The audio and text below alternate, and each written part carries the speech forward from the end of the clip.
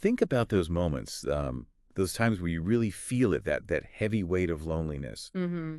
It could be, the quiet in a house that used to be noisy, or maybe feeling like you're on the outside looking in, even with people around, Yeah. or just that feeling deep down of not really being seen, not being truly known.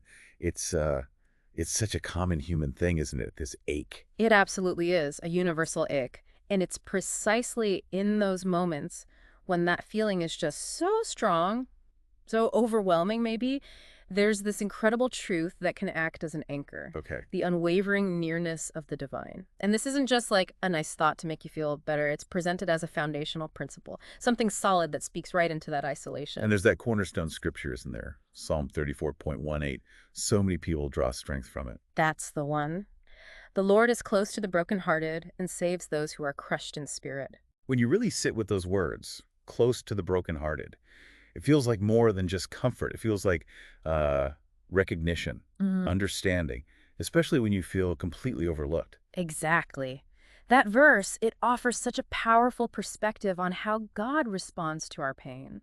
It suggests that precisely when our hearts feel fractured by loneliness, by that sense of being utterly alone, That's when he's closest. that's when the divine presence is nearest. It implies an active engagement, a drawing near, not a standing back. Right. And what we want to explore a bit today is how this nearness isn't just an abstract idea, but how it can actually, well, show up in our real lives. Even thinking about recent events that really highlight how painful isolation can be for so many.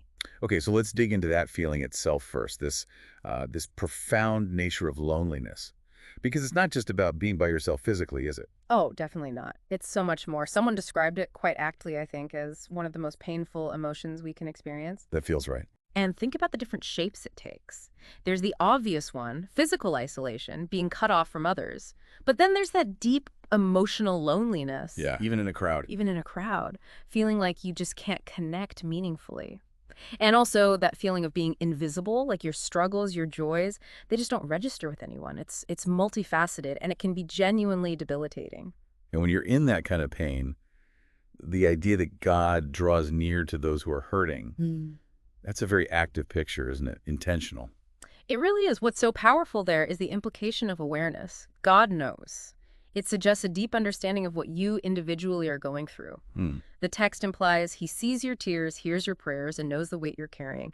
That directly challenges that awful feeling of being abandoned or forgotten that loneliness can bring. Absolutely. Even when everything around us feels distant or maybe people seem uncaring, the assurance is that this divine presence is constant, even if we don't feel it in that moment. That feeling of abandonment, though, it can be so corrosive. When you're deep in that lonely place, it's almost too easy for those negative thoughts to creep in. Oh, completely. You start questioning everything. Am I forgotten? Unloved? Left behind? Yeah. Loneliness can unfortunately feed these really damaging internal stories. You feel like friends have drifted, family doesn't get it, maybe even that you're cut off from God himself. Right. But the message we're looking at today offers a direct counter. It says God's presence speaks a better word. He is near, attentive, and faithful. Faithful. That's key. It is. And crucially, this faithfulness isn't dependent on how we feel or what our circumstances look like. It holds steady even when human connections seem to fray or life throws really difficult things at us. Let's make this more concrete. Thinking about how this actually looks in someone's life. That story from early 2025, the widowed father in Brazil. That was quite moving. It really was a very poignant example of faith being a solace in truly profound grief. After losing his wife, he was understandably engulfed in sorrow and just this deep, deep loneliness. You can only imagine. But his own words about it were so powerful. He said something like, I felt completely alone, but during prayer, I felt God sitting with me. That saved me. Wow. Sitting with me. Yeah.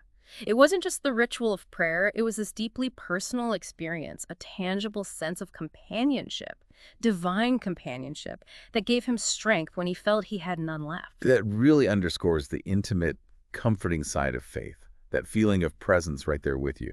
And then there's also that other example, the church initiative in rural Canada, reaching out to seniors facing isolation. Yes, another great illustration of this principle in action, but in a different way. How so? Well, this initiative, doing simple things like providing weekly meals, setting up prayer circles, It directly tackled the very real problem of isolation, especially for older folks who can easily feel forgotten. Hmm. And you see the impact in what one participant shared. She said, "Now, I remember that I'm not alone. God used this group to reach me."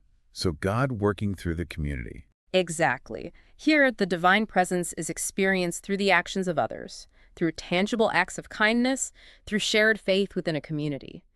It shows that this nearness isn't always just a solitary feeling. It often comes through connection with people. So looking at these examples, when we talk about experiencing this divine closeness, it seems to happen through a few key channels, maybe, like community support, Yes, definitely community support. acts of kindness, both giving and receiving. Absolutely. Yeah. And also the personal practice of prayer or quiet reflection. Right. It seems these are common ways God's presence makes itself known. We see that this presence often shows up through our connections, through simple kindness, and through intentionally seeking that connection in prayer. It's like we're told God can surround us in ways we may not expect. Unexpected ways, like a neighbor's help, or maybe just a kind word at the right time. Could be exactly that. Or that profound sense of peace or connection you sometimes find in quiet prayer. It varies. But underneath it all, it comes back to that central idea, doesn't it? That even in the depths of loneliness, that promise holds. God is near. That's the core takeaway. Even in your loneliest moments, God is closer than you think. His presence is constant, his love unshakable. Constant and unshakable. And that's so vital because, let's face it, human relationships can be messy, they can change, sometimes they fail us. Circumstances shift, our own feelings go up and down. True. But the assurance of this constant divine presence offers a steady anchor, something reliable through all of life's storms and through the quiet pain of loneliness too. So maybe as we pause here, a question for everyone listening to reflect on personally. Where have you felt that isolation, that loneliness most keenly recently? Mm-hmm. And thinking back, is it possible that even in that difficult space, there were maybe small, subtle ways God might have been reminding you that you weren't ultimately alone? That's a really good question to sit with. It might not have been dramatic, maybe just a flicker of peace, an unexpected phone call, a moment of quiet strength that seemed to come from somewhere else. Yeah, it's about being open to recognizing those moments, because even when solitude feels overwhelming, the promise remains.